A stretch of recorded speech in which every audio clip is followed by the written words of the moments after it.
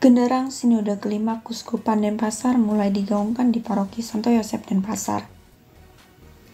Agenda pertama untuk menyukseskan acara besar ini adalah pembekalan petugas Fokus Group Discussion atau FGD dari 37 komunitas basis gerejawi atau KBG separoki Santo Yosef Denpasar pada Minggu 7 Mei 2023 di Aula Wisma Santo Yosef Denpasar.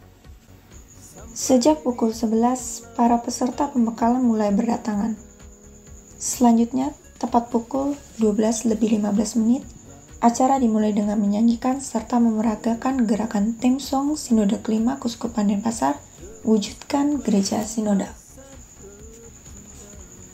Suasana yang awalnya tegang pun menjadi sangat cair. Setelah itu, acara dibuka dengan sambutan oleh Pastor Paroki, Pater Yan Madeo SPD. Kemudian tibalah saatnya Romo Herman Yosef Bebi, Direktur Pusat Pastoral Kuskupan Denpasar menyampaikan materinya. Seluk-beluk FGD dan Sinode kelima Kuskupan Denpasar diulas dengan sangat mendalam. Bekal ini menjadi penting bagi para petugas FGD yang akan mengeksekusinya pada minggu selanjutnya. Setelah bergulat dengan teori, para peserta pembekalan pun diterjunkan ke dalam 13 kelompok untuk mengikuti sesi simulasi. Dalam simulasi inilah, setiap kelompok diberikan satu tema pertanyaan yang akan didiskusikan lalu dituliskan dalam sebuah laporan, sebagaimana yang akan dilakukan dalam FGD sesungguhnya. Berbagai dinamika pun muncul di dalamnya. Selanjutnya mereka kembali ke aula untuk melaporkan hasil diskusinya lalu mendapat catatan dari Romo Bebi selaku narasumber. Akhirnya tepat pukul 16, acara pun ditutup dengan berfoto bersama. Simulasi berjalan dengan sukses.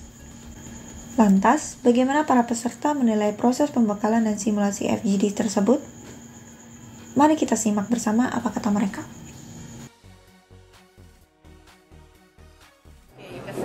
Jadi notulis di FGD ini ya, kebetulan ini pengalaman pertama saya sebagai notulis, jadi cukup senang ikut ambil bagian di dalam FGD ini, sehingga jadi membuka wawasan juga mengenai masukan-masukan dari umat dan pergumulan yang ada di umat selama ini. Kesan saya sebagai seorang fasilitator dalam proses simulasi tadi sangat luar biasa, senang bisa mendampingi para peserta yang akan mempersiapkan untuk FGD yang di Tegaljaya nanti. Banyak memperoleh masukan-masukan dari para peserta, bisa sharing hal-hal terkait dengan apa yang akan kita bawa nanti ke dalam FGD-nya. Dan saya ketika mengikuti persiapan Prasinode kelima ini, bahwa bisa semakin banyak umat yang terlibat untuk memberikan saran-saran kepada keuskupan sehingga terjadi perubahan-perubahan yang diharapkan. Ya, ini adalah kesan-kesan kita di mana kita bisa mengeluarkan apa yang menjadi kendala-kendala di lapangan, ya. Itu yang kita ungkapkan di dalam FGD ini agar bisa paroki bisa mendapatkan masukan dari bawah.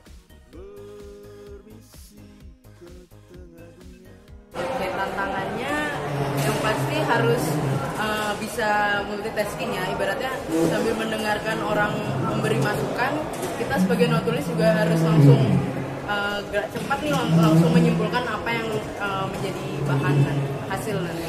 Kalau tantangan-tantangan selama jadi fasilitator tadi, tentu saja untuk para peserta yang ingin mengungkapkan pendapatnya itu masih kita harus pancing, masih kita harus minta untuk mengungkapkan pendapatannya sehingga tidak bilang sama. Tapi pada umumnya sudah luar biasa mereka mau mengungkapkan untuk pendapatnya, ya walaupun kita harus mendekatinya untuk berani berbicara. Tantangan yang dihadapi ialah ketika umat nanti akan mengemukakan pendapatnya, harus secara spontan dan tulus menyampaikan apa yang ada di dalam kenyataan sehari-hari, sehingga nantinya diharapkan bahwa hasil dari pembahasan ini menjadikan keputusan yang tepat sehingga ada perubahan bagi gereja kita. Ya, tantangan yang kita hadapi adalah beberapa orang yang memang harus dipancing untuk berbicara gitu. Kalau tanpa pancingan mereka diem gitu.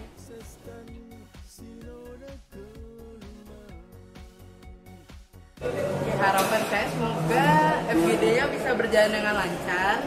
Terus apa yang menjadi tema atau bahan yang akan dibahas juga dapat berkualitas dan dapat menghasilkan yang terbaik lah untuk Uskupan Denpasar 5 tahun ke depan. Harapannya semua peserta dapat terlibat dalam partisipasi dalam kegiatan nanti FGD di Tegaljaya sehingga kegiatan itu berjalan dengan lancar dan sukses.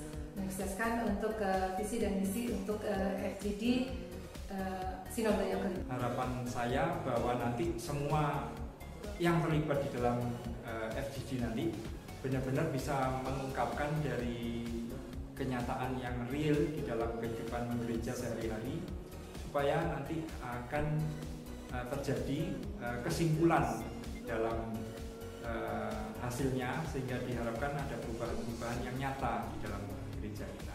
Ya, harapan kami setelah ada simulasi ini, mereka yang tadinya tidak bersuara, yang memendamkan benak-benaknya bisa berbicara dengan setulus hatinya, ya, tidak dihambat-hambat. Jadi kita tahu apa yang dia pendam dan kita tahu apa yang solusi yang kita harus cari.